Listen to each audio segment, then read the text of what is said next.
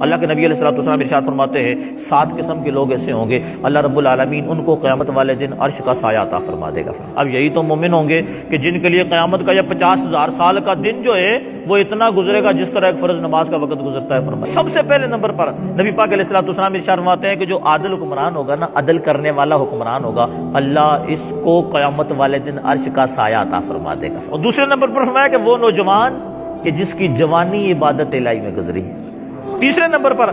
وہ آدمی کہ جس کا دل مسجد سے نکلنے کے بعد بھی مسجد سے جڑا رہے یہاں تک کہ دوبارہ مسجد میں آ جائے۔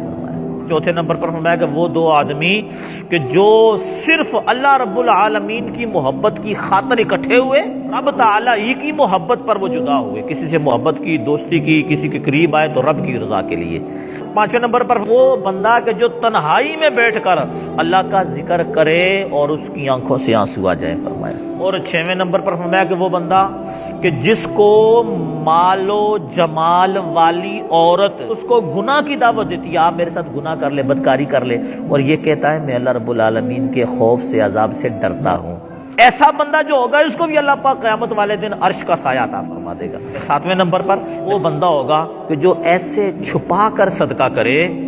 سیدھے ہاتھ سے دے نا تو الٹے کو خبر ہی نہ ہو دیا کیا ہے۔